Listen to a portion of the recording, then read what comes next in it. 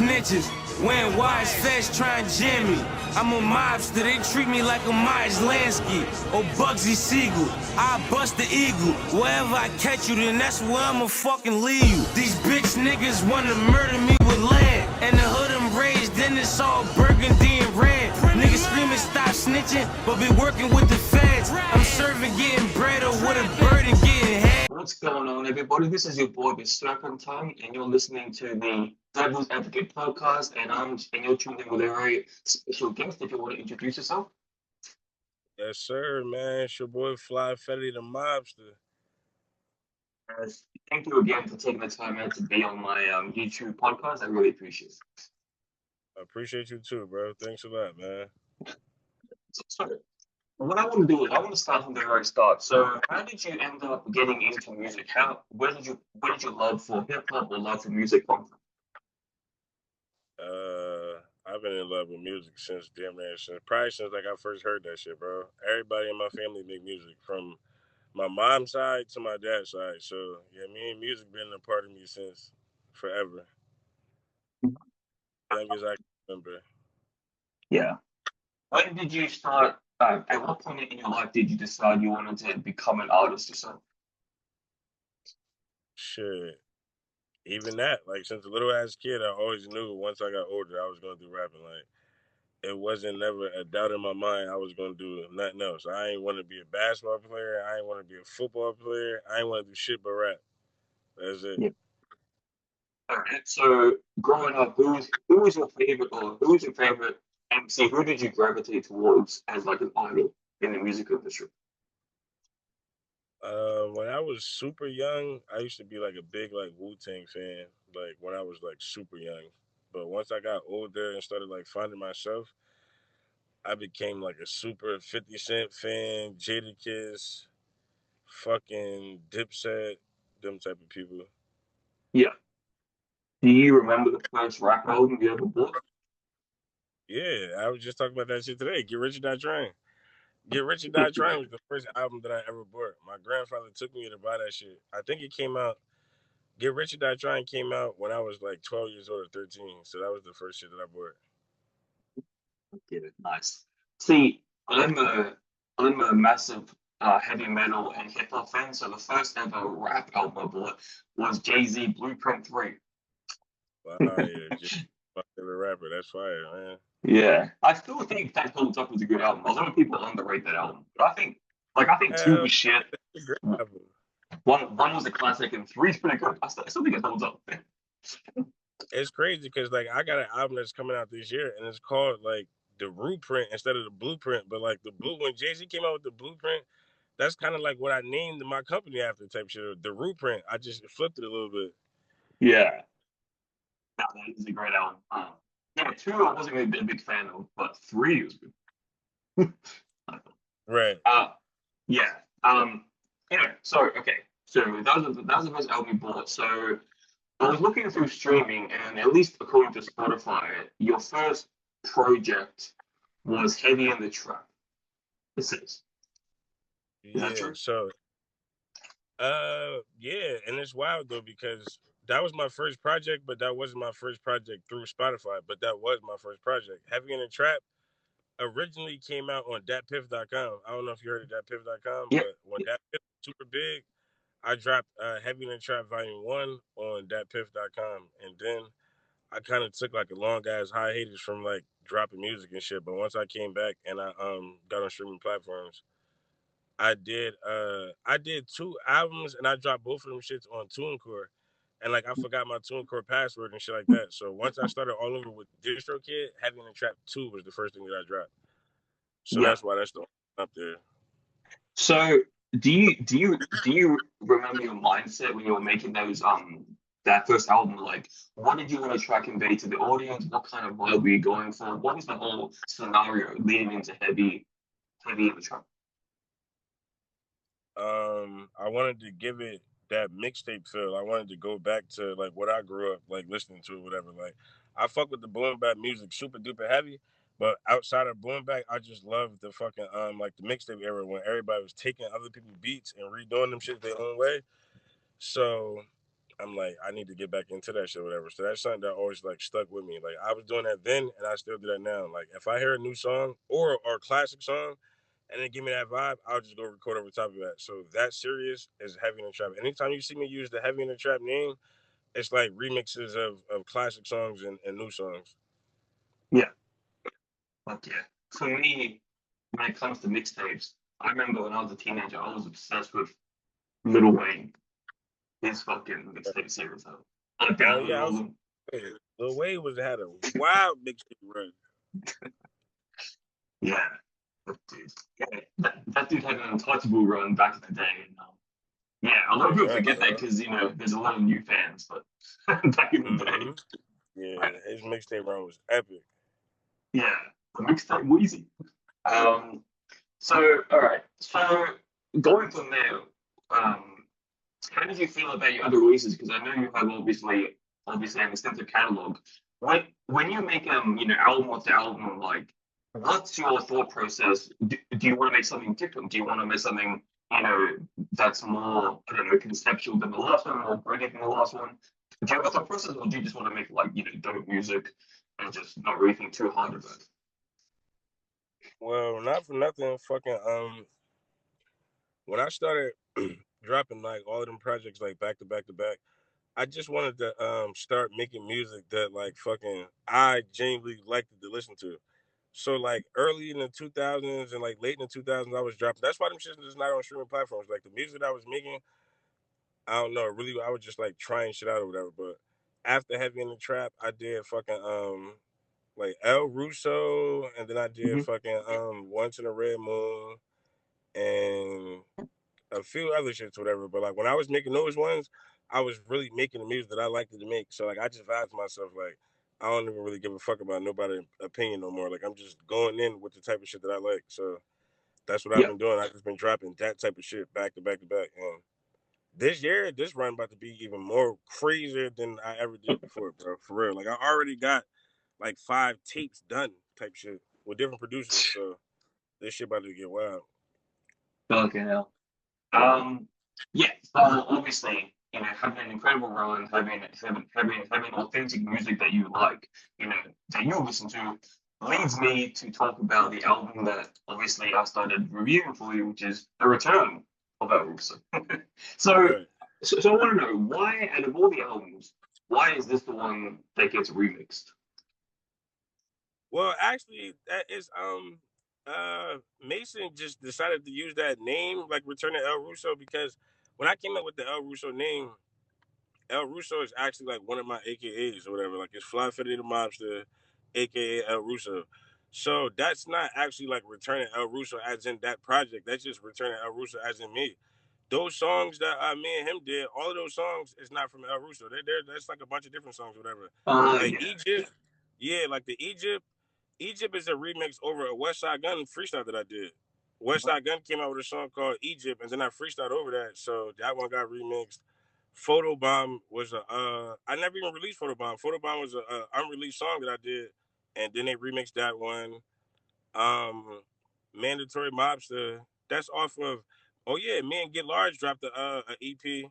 Shout out to my boy Get Large. Me and Get Large dropped the EP, and we called that shit 3-Zip. It was just 3 songs on there, and they remixed one of those songs too. So on that Return to El Russo, I think only 4 of those songs is from the actual El Russo tape. Yeah. Yeah, And, so that and was they just that just shit. Basically, it's almost like a best of Fly Fetty Mason version. Yeah, yeah, kind of like one of those mini Coltrane remix albums, except he's on the album Exactly. too with you. He produces sometimes. Exactly.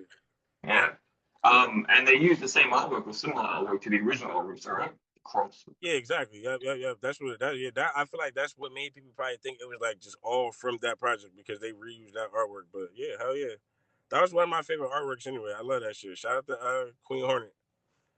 It kind of low key reminded me of when I first saw the artwork, I was kind of thinking of what is it called? That game Jesus Piece. Oh yeah, That's what I was thinking. facts. I didn't even think about that. That's crazy.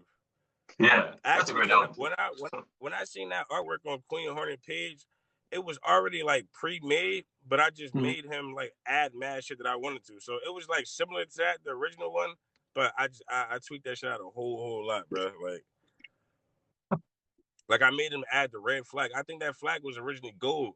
I'm like, yo, make it put a red flag on him, like put a gun in his hand, type shit or whatever. Like I tricked that shit out. No, it's definitely dope album cover. So how do you feel about the like did you choose did you choose the remixes for you to work with, or was that all just Mason? Mason played like a big part in most of it, but I pretty much like chose like the order that I wanted them in, or whatever. Like he was sending them to me little bit by little bit. Even the producers, like a lot of the producers, they were sending me their remixes before I even spoke to Mason. Like Coltrane, he just fucking I don't even know if the first remix that he did for me is even on that project. I'm not even sure because he reached out to me like a while ago and then he sent me a remix that he did and then Kobadera. Me and Kobadera got a whole album that's on the way. Whatever. Me and Kobadera got an album on the way and that's executive produced by Jay Drews or whatever. Shout out my boy Jay. But yeah, fucking only thing that I did was basically pick the order. Like Mason picked the songs that he wanted. Yeah, fucking hell. So yeah, no. So from my standpoint, when I got sent this album to review, I was like, oh yeah. Like I know what artist he's been making buzz in the underground, and everything. And then when I listened to it, you could feel that. Like it almost felt like a mixtape energy because of the remixes, the grittiness of it all. And so yeah, it was definitely an exciting album to listen and review. I appreciate that. Thank you, bro. How have you gotten like? How has the what do I call it? How's the response been to this release? Have you gotten like overwhelming people in the comments, DMs telling you about it? Has it been like a slow burn? Yeah, hell yeah. I actually been getting overwhelmed with that shit. It's crazy because this is the first time that like I did a project with like all of the producers and we actually like all interacting with each other at the same time. Like we had a fucking Mason started up a group chat with all of us in the group chat or whatever.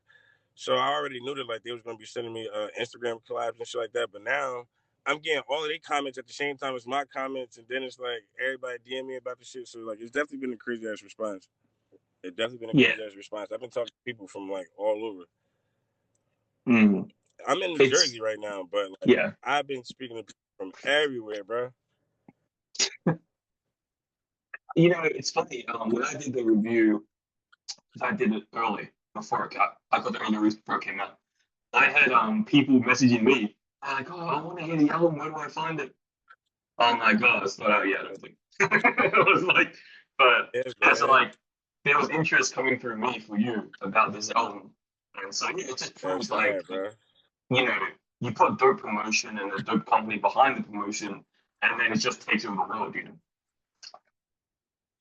And we just getting started because next week we got the physicals about to drop. So the physical is dropping on the 11th, February 11th, and that's fucking like 3 days before my birthday. My birthday 4 days before my birthday. My birthday is on the 15th, Yeah. so that's gonna be perfect type shit. Whatever the physical is gonna drop, I'm gonna run them shits up. You know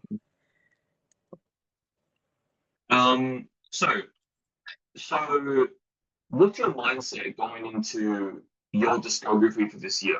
For your releases this year, do you have like a different mindset than you have in the past? Are you gonna try something different? Are you gonna do something different for the audience, or are you just gonna stick to your guns? Uh, I'm for real, for real. My mindset is just really like try to outwork everybody, bro. Like I'm really like just in like a like machine mode type shit. Like I'm really on like overdrive, bro. Like I've been in the studio every day. When I'm not in the studio, I'm putting together more projects for when I get back to the studio type shit. Like I'm telling you, I'm about to do a whole lot of releases back to back to back to back. So earlier, I just got done talking to Rico Sama. Fucking like he just hopped on like a couple of my projects, but me and him about to do a whole project. I got so much shit on the way. I got a project on the way with Sule from fucking BSF. Me, Sule, and my man Oskama. He Fetty Wap artist. That EP is about to drop. Me and Chase Fetty got an EP that's about to drop. Like this shit is about to get wild, bro. I'm just trying to just keep working. Yeah. what's your experience been working with the Mason with Mason Defunk? Like, It how do was they great, operate? bro. Like, how do they work? Hmm. He worked great, bro. Like, I'm gonna keep it on it, bro. He's super duper professional. Like, he reached out to me. He ran his idea past me, and once I agreed with it, like, he been a great help, bro. He been sending me visuals, like, to help with promotion. He fucking been sending me like mock-ups. Like, he came up with the mock-ups. Like, he came up with the idea for the mock-ups by himself, type shit or whatever. So the merch that we got, the merch was all his idea. Like, they great up over there, man. Shout out to Mason Defunk, bro. Shout out to them. Big shout out to them. So, do you think that's a permanent fixture for you going forward? Partnership with them, or do you think this is like a I'm once? definitely gonna work. Hmm. No, we definitely gonna do some more work for sure, for sure. We definitely gonna do some more work. Like, I've been like working with a couple different people, whatever. Like I said, fucking I I got a lot of shit on the way with a few other people too. Yeah, yeah. From a label Hmm. standpoint, like the project the man Cobra Derek doing, that's coming out through Dirt House Records. Oh, yep, definitely. Yeah, so shout out to Dirt House Records. That's coming out through there. Yeah, no, I'm very familiar with those guys. I help work for their artists a lot. Yeah, and I see you got the Umbrella Skelly on, man. Shout out to my boys at Umbrella, man. My boy Pro Yeah, Diligent. yeah, and I got the Chubbs official album. Fire. Shout out to Chubbs. Yeah, hell yeah. Fire. I Yeah, gotta see you some merch, man. I gotta see you some shit. you know, I'll rep it. If you send me merch, I'll rep it in interviews. Appreciate you, yeah. Yeah, but that's the thing. Once you get, like as you just said, you're now in a machine mindset. You want to outwork everyone, and that can be so infectious because as I said hundreds of times, that's the main thing I see, and that's the main reason I love working within the underground because everyone's trying to outwork each other, and it becomes like a vicious Yeah. cycle that you don't, Yeah. like a chaotic storm you don't ever want to leave. Yeah. Exactly. Yeah, Yep. That's why I love that shit, bro. Like the industry way when they be like, yo, drop one song, push the same song for 6 months. It's like, come on, man. I don't want to like I don't even want to hear my own shit for 6 months straight. It's like I make new shit every single day. So it's like I'm just in a drop mode right now. yeah. No, it's gonna be a hectic year. Do you have any outside of yourself? Do you have any key artists or producers that have really taken that have really like surprised you in the underground? Anyone specific? Like, wow, this guy or this girl is fucking killing it. Like anyone specific or just love for the game in general? Nah, in the underground scene, like my favorite people is fucking fucking Pro Diligent, fucking Mickey Diamond. I mean Mickey Diamond.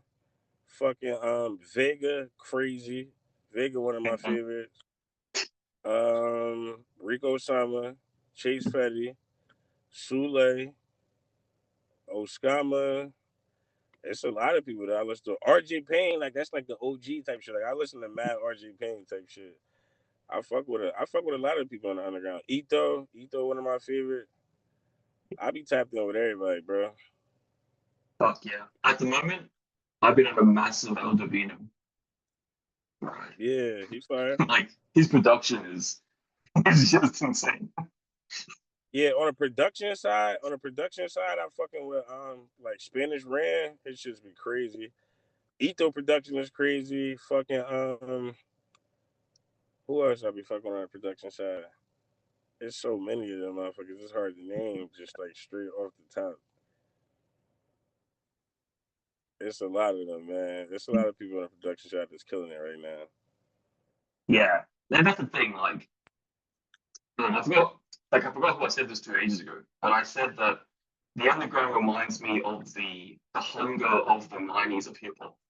That same Exactly. quality. It's like banger off the back. Like the underground is bringing back what the mainstream should be, what it used to be. Exactly, and that's what it really is. It's like the golden era of hip hop type shit. Like most people in the underground scene that be on that boom bap shit, that's like the golden era of hip hop type shit. So that's exactly what it sounded like. The underground sound like what the mainstream used to sound like. Yeah, yeah. So like any chance I get, I'm telling all my friends who don't listen to underground hip hop, I'm like, dude, check this out, check this album out. Bro, that's all I do every day. When I hop into other motherfuckers' cars, I be like, you ain't heard of such and such, you heard this nigga? They be like, nah. I be like, what? Put this shit on real fast, man. Like, I don't listen to shit from the radio. I don't listen to none of that shit, bro. Like, I listen to the street, everybody from the underground type shit. That's what I be bumming. Exactly. You can't beat it. Yeah, the quality control is back here, and obviously with artists like you and fucking thousands of others that are actually taking time up, bringing back that work ethic, bringing solid music out, you can't really beat it. Yeah. Well, look, you've had an incredible run so far. You're going to have an even more incredible run this year. I can't wait for that new album and all the people you said you're working with. Sounds incredible, and you already know throughout the whole year I'll be here waiting with my pen to write the review out. I appreciate you, bro. Yeah, it's gonna be fun. Yeah. All right, so yeah, I'll be making sure to post this ASAP. And yeah, thank you for the time. Thank you again. Nah, thank you. And we'll be in touch. Holla at me. All right, have a good one.